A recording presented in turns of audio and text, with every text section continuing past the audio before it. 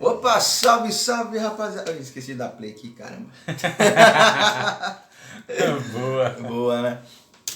Nossa, é bom que a gente fica até branco, né, cara? A luz branca é tão forte. Eu tô escuro. Ó. Sim. Eu tô escuro. Vamos lá? Vai ficar com você escuro mesmo? Depois tem como editar isso? Tem sim. Só dá uma viradinha aqui. Pronto, tá bom. Oi, salve, salve, rapaziadinha. Primeiro episódio do Cast de Fogo. Olha, só tá estourando o áudio aqui, mas tá bom. Tá ruim, mas tá bom, depois eu edito. Esse, na verdade, é o nosso episódio piloto com meu cunhado Jordani. Jordani, apresenta aí pro pessoal. Salve, salve, rapaziada. Graça e paz seja com todos. Tá olhando pra outra câmera. Tamo aí, geral, tamo junto. Vamos falar um pouquinho aí de Cristo, falar um pouquinho de Jesus. E vamos ver, colocar Jesus em tudo aí, se Deus quiser. Massa demais, Jordani.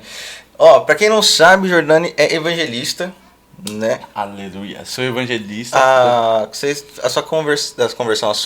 Seu batismo, você tinha quantos anos? Meu batismo eu tinha 12. Meu batismo eu tinha 12 anos.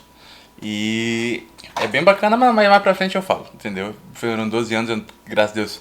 É o famoso nasci no berço evangélico. Eu nasci já de pai cristão, mãe cristã. E assim, se for pra falar, eu nasci, quando foi pra... Fica à vontade, pode meter bronca, vamos conversar aí. Vamos conversar. O meu batismo, na verdade, eu tinha 11 anos, já era pra eu ter sido batizado antes, porque foi questão de pregação, como eu sempre gostei bastante dessa questão de pregar, de ler a Bíblia, de estudar e tudo mais. E eu estava começando a receber convites para pregar, e para pregar eu precisava ser batizado. Isso criança, tipo, 12 anos você já estava recebendo? Isso criança, eu já recebia convites para pregar em culto de criança, você entendeu? E a minha primeira pregação eu tinha os 12 anos, foi quando eu pude me batizar. Esperei a idade mínima ali, né, que o pessoal fala. Esperei os 12 anos para poder me batizar. E foi mais ou menos nesse caminho aí. Eu lembro que a minha primeira pregação foi uma história bem engraçada, que ela durou 6 minutos, cara. E eu não sabia mais o que falar. Foi um recorde. Foi a pregação mais rápida que você... Mas engraçado, né? A sua pregação, você tinha 12 anos, foi 6 minutos. 6 minutos, cara. Eu me converti, eu tava com 19 anos, 19, 20 anos. Isso, mais daí, né? Mais ou menos isso, né? E a minha pregação durou 3 minutos. Não, o bom disso é que assim, a gente nunca vai ser puxado do paletó, né, cara? Aqueles caras que ultrapassam o tempo. Não. A gente nunca vai ser puxado do paletó. Vai ser aquele cara assim, tipo, já? Né, ainda tá sobrando, pode cantar um hino, pode complementar. Tipo, a introdução foi legal, continua. Pode continuar a pregar, agora pode continuar a pregar. Legal, continua agora. Pode continuar a pregação. Não, mas é só por Deus, cara. Quando você pega assim, eu lembro que eu tinha, tipo, estudado umas 2, 3 semanas, já tava com tudo na cabeça o que eu ia falar. Quando eu tava com uns 12 anos. E qual que foi o tema da sua pregação? Eu lembro que foi sobre Daniel. Engraçado que a gente vai lembrando assim, por exemplo, as pregações mais importantes, elas marcam a gente. Eu lembro de onde foi a minha primeira pregação. Eu lembro da minha primeira pregação pentecostal também, assim, sabe? Aquela forte mesmo. Foi no monte, pra você ter uma ideia. Rapaz, mas aquela questão, né? Você tinha quantos anos nessa daí do monte? No do monte eu tinha uns 17. Já era maiorzinho já. Já era maiorzinho. Mas assim, tirando a zoeira de lado um pouquinho, eu acho assim que quando a pessoa vai orar, né, vai fazer aquelas vigílias no monte, já deve ser complicado porque lá deve ter muita batalha espiritual. É um ambiente mais pesado, né? E eu acho assim, quando você vai pregar, cara, deve ser coisa assim, tipo, punk, né, cara, né? Pra qualquer um, querendo ou não, ainda mais se tava com 17 anos, pô. Tinha acabado de ter sido batizado com o Espírito Santo, você entendeu? Então, assim, e pra mim foi muito surpreendente. Daí, foi uma pregação que, na verdade, ela durou, de palavra mesmo assim, ela durou um pouco menos que um pouco menos, ou mesmo tanto, que quando eu era criança, você entendeu? Opa! Uma participação especial aqui da pequena. Vai ser editado, então tá tranquilo. Não, essa aqui não vou cortar não, cara. Vai cortar não? Íntegra, depois eu corto, assim, eu faço os cortes do podcast, mas vai na íntegra. Eita, glória. Vai tudo na fé e na vontade aí. Mas então, Ela durou porque eu lembro o seguinte, tava no monte, né? Falei, né, ia ser 3 pregadores aquela noite. Aí fui eu, primeiro foi o irmão da Igreja Internacional da Graça, entendeu? Uma pregação, sabe, que sentimos a graça de Deus. Aí foi. Opa! Aí foi o meu pai, que também é meu pastor, né? Pregou também uma pregação que, assim, é fenomenal, uma pregação que, tipo, não tinha o que falar. Aí eu lembro que eu peguei a Bíblia assim e falei, mas meu Deus do céu, e agora? Falei, já falaram tudo já que tinha pra falar. Foi aquela questão, foi o primeiro a pregar, depois foi seu pai. E aí E você vendo assim, caramba, o próximo sou eu. Você entendeu? Ai, meu Deus, volta Jesus, por favor.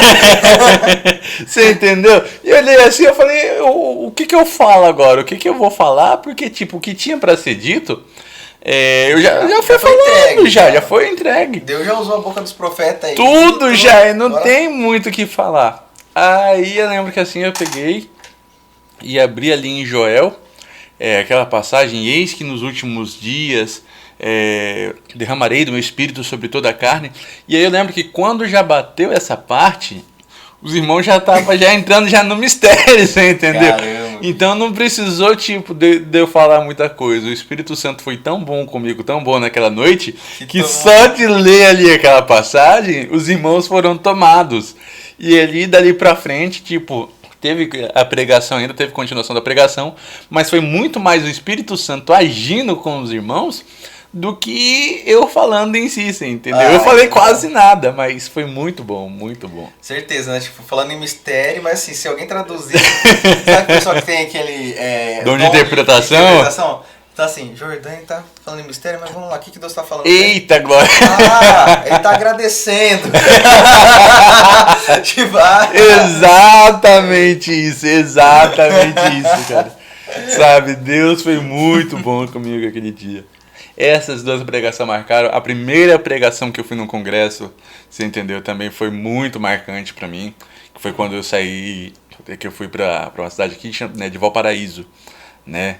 Que ali eu preguei também. Foi outra vez também que eu falei muito pouca coisa. Eu lembro que eu tinha também estudado bastante, mas foi muito mais Espírito Santo agindo. Que foi uma pregação sobre Efésios, era o tema, né? Efésios 6:10. Era um congresso de jovens. E eu lembro também de, sabe, Deus tomando a igreja de uma maneira sobrenatural. O legal que essa passagem, né, o livro de Efésios, mas essa passagem, Efésios 6:10, é algo assim que é universal, que ultrapassa as religiões, né? Tipo, a pessoa é protestante, é católica, não sei o quê, tipo, parece se ela conhece a Bíblia, ela vai conhecer essa passagem. Pelo menos Efésios 6:10, né, cara? Ela vai conhecer essa passagem. E é engraçado que, assim, que Jesus, ele não é retratado no livro de Efésios por essa passagem. Se não me falha a memória, ele é o nosso tesouro escondido em Efésios. Se não me falha a memória. E todo mundo só lembra dessa passagem. Efésios tem outras passagens muito bonitas. Efésios 5 vai falar sobre a estruturação de um lar. Hoje em dia o que nós mais vemos são lares destruídos, sabe? Desestruturados. Sim. E Efésios 5, ali do versículo 1 em diante, vai falar muito ali sobre como um pai deve tratar um filho, como um filho deve tratar um pai, como que um trabalhador deve se portar dentro do trabalho. Uma das coisas que eu levo de Efésios ali, Efésios 5, é que assim, Paulo vai dizer, olha, honre o seu chefe, honre o seu patrão ali, o seu senhor, como se você, né, tanto na presença quanto quando ele sai. Quando ele sai, você tem que honrar mais ainda, porque mesmo que ele não esteja olhando, Deus está olhando. Sim. Sim, e aquela questão, ela vai na questão espiritual, mas também vai na questão do caráter, né? Sim, você entendeu? A Bíblia tem esse poder. Uma religião, o termo religião vem de religare.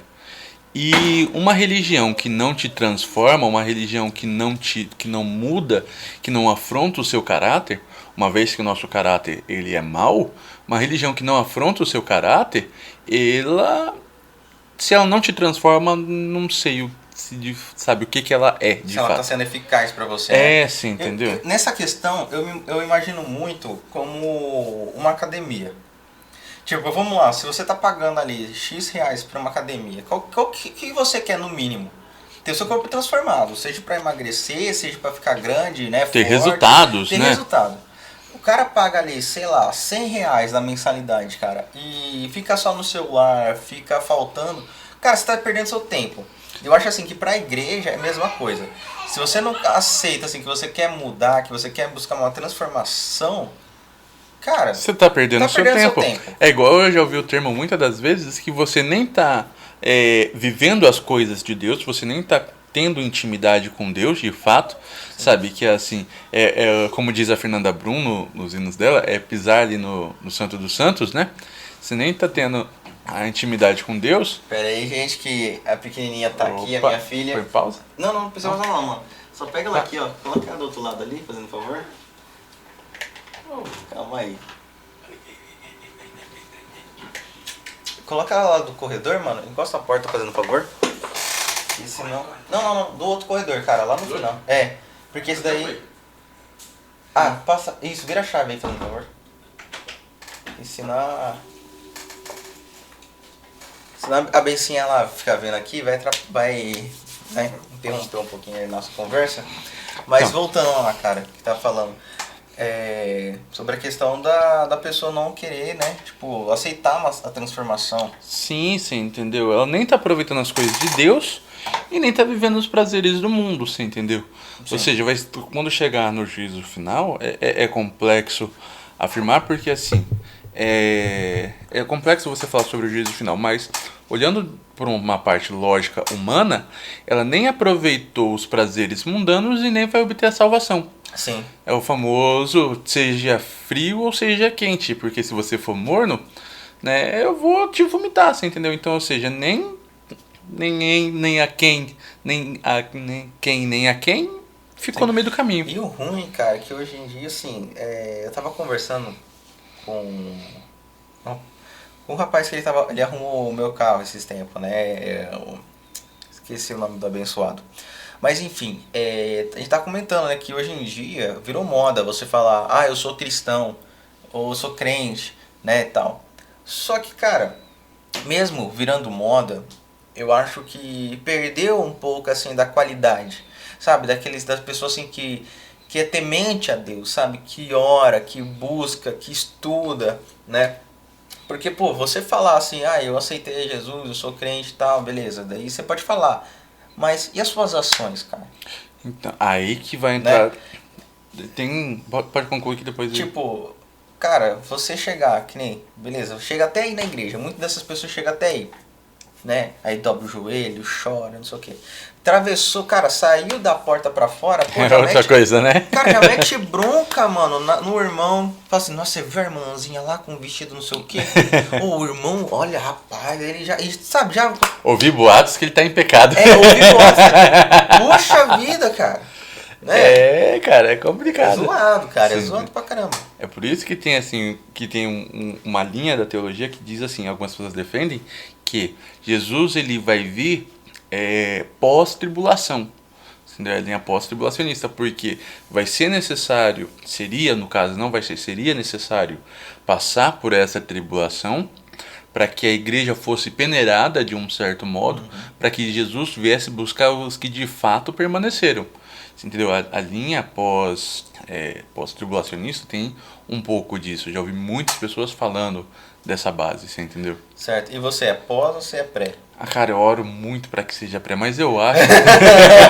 Eu oro muito para que seja pré.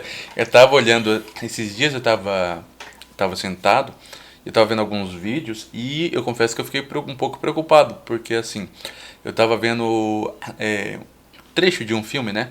Sobre a questão do cristianismo e tal, na Idade Média. E o que acontecia?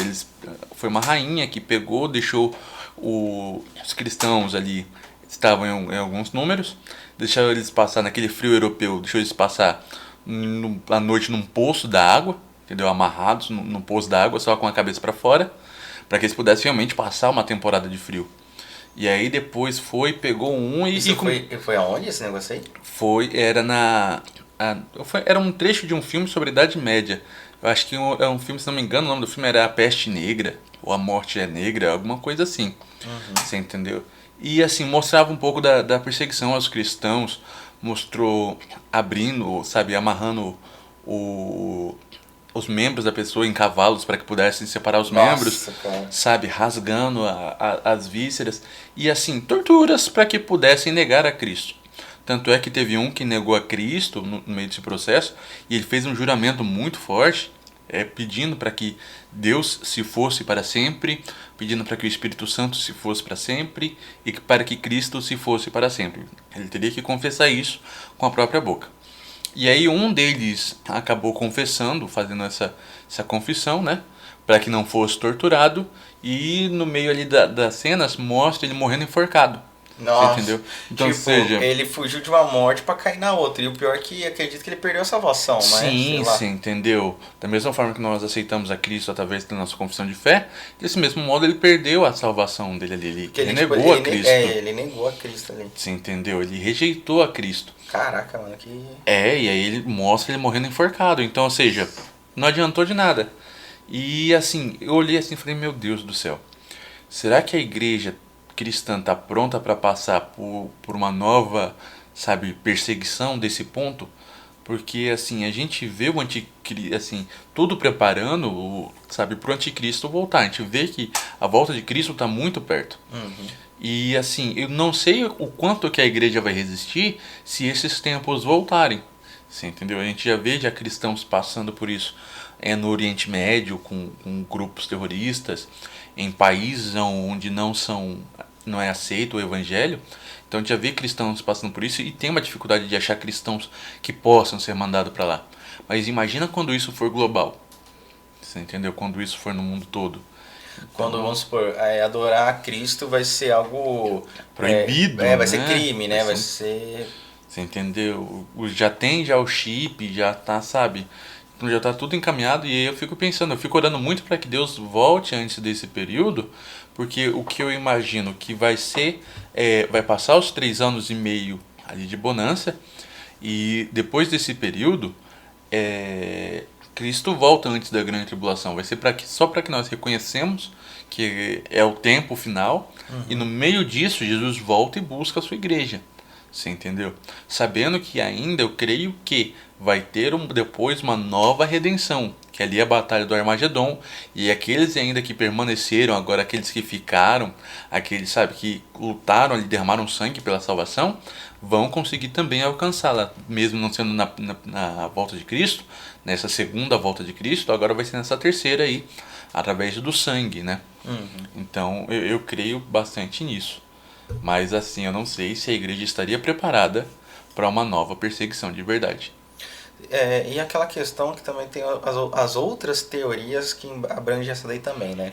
Uma delas é que fala assim, que ainda, né, não é todos os povos que conhecem a Cristo. Sim, sim. Né? Tem essa também. Olha, eu não sei, eu acho assim que essa teoria só se ela estiver contando com aquelas, vamos supor, com aquelas tribos mais Muito escassa. sabe, ali, muito escassa, né? muito ainda, quase assim, bem primitiva, né? Sim, Sabe? mas é que assim, a ciência havia chegado a uma conclusão, eu vi alguns pequenos documentários, assim, algumas coisas que diziam o seguinte, que o homem em si, ele já nasce predisposto com uma pré-consciência à existência de Deus. Na necessidade. Não assim, tipo, ele já nasce com uma meio que sabendo o que é certo e o que é errado. Você entendeu? O que muda depois é a formação cultural do homem. Certo. Você entendeu? Então, assim, mas ele já nasce sabendo que, por exemplo, meio que matar é errado. Você entendeu? Meio que ferir o próximo é errado. Você entendeu? Sim. Fazer os atos de maldade. Então, assim, mas o que muda depois é a questão da formação cultural. Mas o homem, de uma certa forma, ele já nasce já com essa pré-ciência. Você entendeu? Então, mesmo assim, mesmo que não chegue, aí é uma linha de pensamento minha, eu respeito muito quem pensa o contrário, sabe?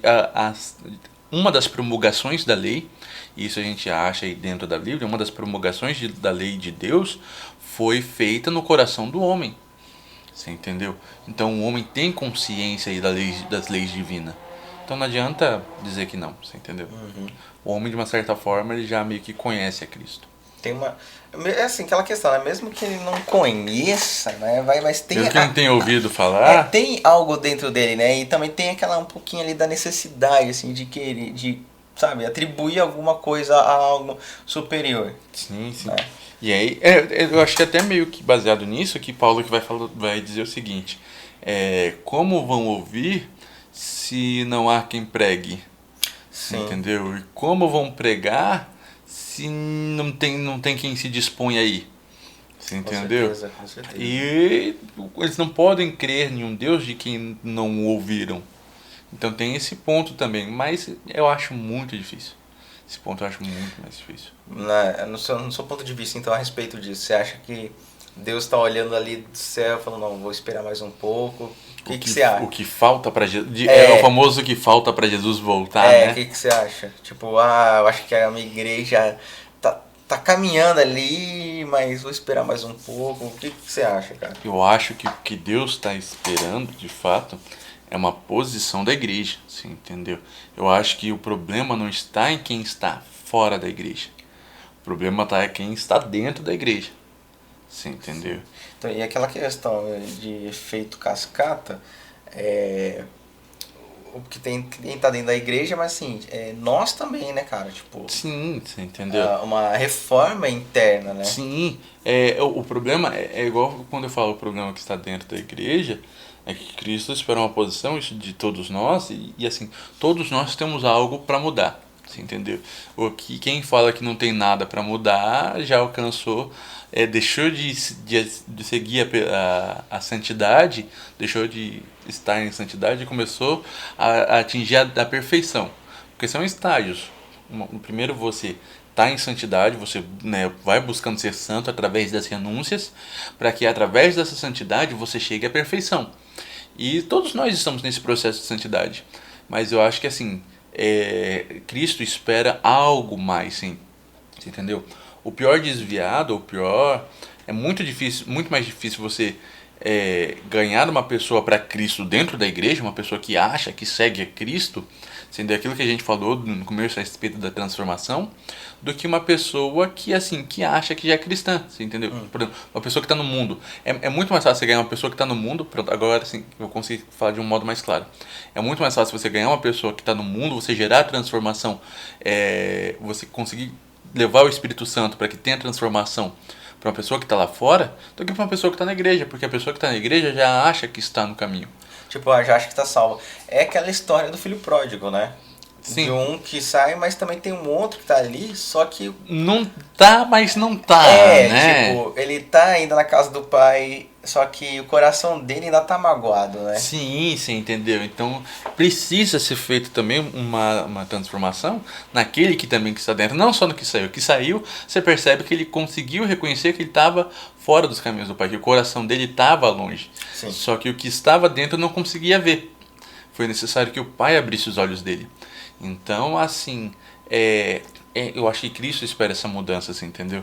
Sim. Mas eu temo muito, não sei se essa mudança vai vir. A gente pode ver que todas as vezes que a gente pode ver através das alianças, todas as vezes que a aliança com Deus está numa certa...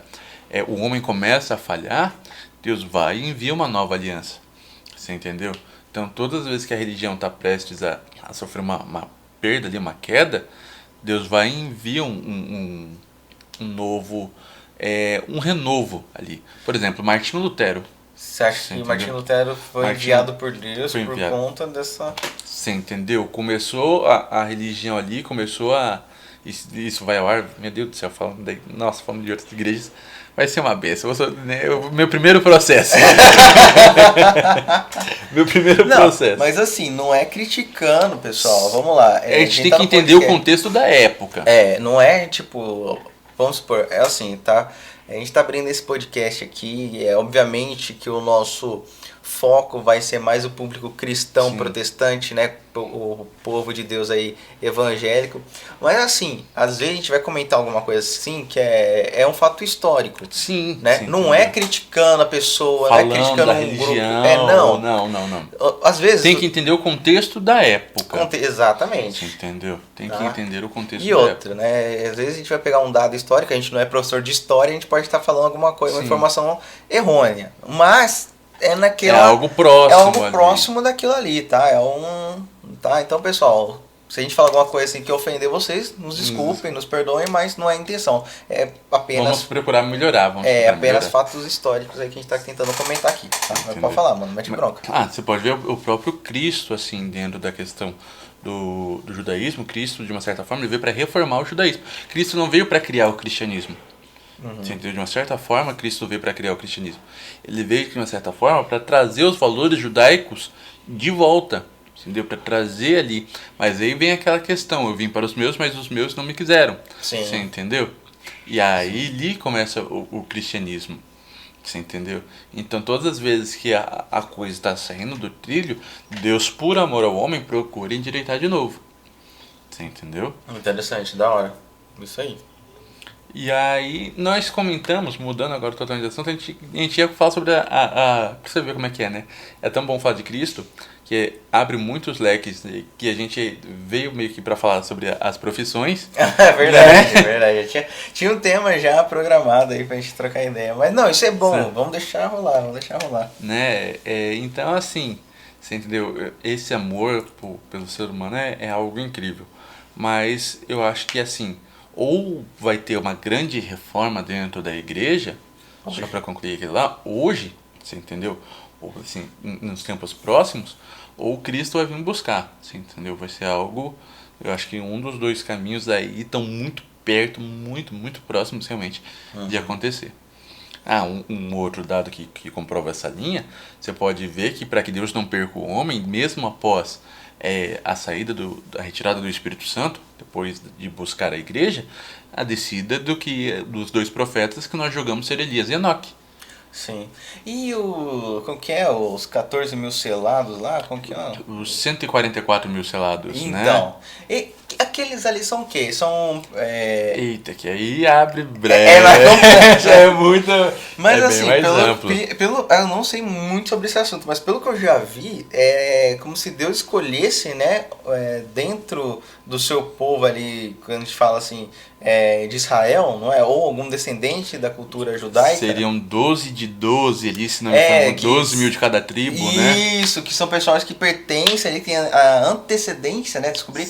Porque a gente fala assim que é descendente de tal coisa, mas na verdade o certo é falar que você é antecedente daquela pessoa, né? Você já viu sobre isso? Nossa, essa daí eu não tinha visto. Porque fala assim, vamos supor, os meus filhos descendem de mim. Sim. Então eles são meus descendentes. Sim. Meus pais e meus avós são meus antecedentes. Ascendentes, né? Pira dessa, né? São ascendentes, né? São que veio antes de você. Então. Sim. Mas no caso seria ali 12 mil de cada tribo. Há uma versão disso daí, eu né? vi sobre isso daí. Você entendeu que vai pegar ali 12 mil da tribo de Levi, da tribo de Judá, e vai pegando.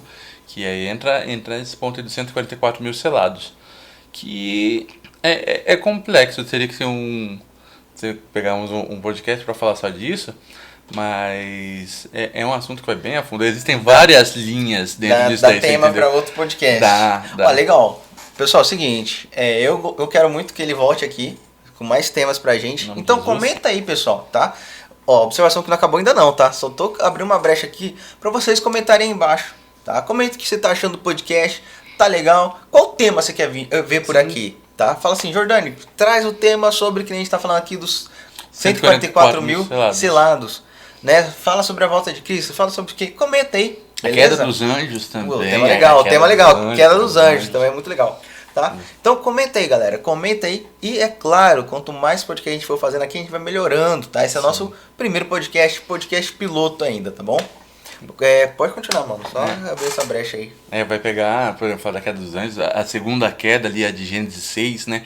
Que é assim, muitas vezes a gente pega a Bíblia... A gente só lembra da primeira queda. E esquece que teve essa segunda queda. Sim. A gente pega a Bíblia, muitas das vezes a gente tem coisas ali que estão tão na nossa cara, só que a gente é tão acostumado a ler, que às vezes a gente pega pra ler com atenção e fala, nossa, é verdade, isso também aconteceu. É verdade, cara. Você entendeu? Gênesis 1:1. No princípio criou Deus os céus e a terra. Tá, aí você para e pensa, quanto tempo passou entre isso e tudo que aconteceu ali no meio? Tipo, criou os céus e a terra, né? Tipo, e aí? Quanto que... Quanto tempo foi? Não. E detalhe, quando Deus fala, no princípio criou Deus os céus e a terra, quando fala na Bíblia, em Gênesis, quando se refere a céus, não está falando do céu que nós costumamos ver. Quando fala de os céus e a terra, está querendo dizer o seguinte, no princípio criou Deus o mundo espiritual e o mundo físico. Você entendeu? Fez ali o contraste. Então, nesse criou Deus os céus, é uma parte tão pequena, mas que ali já tem a criação de Lúcifer, ali já tem a criação de todo o reino espiritual, você entendeu? Então, Deus está, de uma certa forma, colocando toda a sua eternidade dentro desse versículo tão pequeno, que muitas das vezes passa tão batido pra gente. Muitas vezes, né, cara? Passa despercebido. Entendeu? Se a gente parar para refletir, é muito profundo. É muito profundo. E também, dentro de Gênesis ainda, tem aquele mistério, né? Tipo, exemplo, vamos lá. Quem leu o livro de Gênesis, os primeiros capítulos, pelo menos alguma vez eu acredito que você já se perguntou, né? Quando Deus começa a falar, aí chega na parte e fala assim, da criação do homem. E criação do homem, papapá, vai dar ordem pros animais e não sei o que tal, beleza. No capítulo seguinte, o que acontece? Ele já fala sobre a criação de Adão. Sim, e façamos. Cara, a primeira vez que eu prestei atenção ali e percebi essa questão, eu falei, mano, pera lá. Não já foi criado o homem. O que tá acontecendo? Ih, acabou, será a bateria? Clica ali de novo, mano, fazendo favor. No vermelhinho? Vamos. Foi. Eita, só temos 3 minutos, velho. E assim, pra quem já pegou essa já passagem, tinha um homem ali criado, E o que aconteceu com esses outros homens, né, cara? E aí é um mistério que, assim, a própria ciência reconhece, você entendeu? Mas não sabe explicar, tanto é que, né, não vou muito longe, essa questão aí dentro da ciência, do Homo erectus, pegaram já um homem que veio, viram que tinha um homem que veio da África, um homem primitivo na Europa e um homem primitivo na Ásia, você entendeu? Que agora está sendo chamado, acho que de homem-dragão, se não me engano, né? Nossa, cara, que loucura. Não vi essa loucura não, tá, você entendeu? Então, assim, você pode ver que vai muito mais além, você entendeu? Vai muito mais além. Então, assim, tinha já o homem, antes Deus criadão, só que lá atrás já tinha um homem que Deus tinha criado. Você entendeu? E aí são as raízes profundas. Há quem diga que Adão foi o eleito por Deus. Eu vou ser sincero que eu, particularmente, eu acredito nessa teoria. Porque mais pra frente, Jesus vai ser chamado de segundo Adão. Sim, o Adão que não falhou, né? O Adão que não pecou. Eu particularmente acredito nessa teoria que também. Aí tem aquela, né? Poxa, aí o pessoal faz muita comparação. Fala, poxa, Adão estava no paraíso e pecou. Jesus estava no meio de pecadores e não se corrompeu. Então não é o seu meio. É você. Né? É você, é o seu compromisso com Deus ali. É como diz o Cláudio Duarte, né? Ou você é um, como que é? Termostato, ou você é um... Como que ele fala? Tipo, ou você muda a temperatura do ambiente, ou você, tipo, só se adapta ali, né? A temperatura onde você se encontra. E a gente foi chamado para fazer a diferença, para causar essa mudança. É o sal, né, cara, do mundo. É o sal da terra ali, né? A luz do mundo que é para gerar esse impacto. É por isso que nós somos chamados de cristãos protestantes. Nós temos que protestar contra as coisas erradas, contra o mal que nós vemos, né? Sim. Eu penso assim, cara, que nas religiões o protestante, ele é o punk, né? É o revoltado. É o revoltado, cara. Tá errado. Toma Jesus, cara. Exato. Já fomos, né? E é triste falar que já fomos. É triste falar que já fomos. Hoje em dia, querendo ou não, infelizmente, o cristianismo tem aceitado muita coisa, né? Pessoal, espera só um pouquinho que eu vou fazer o seguinte. O celular tá acabando a bateria, eu vou ligar a da webcam agora pra gente continuar esse podcast, tá? Então, aguenta aí, é rapidinho, rapidinho.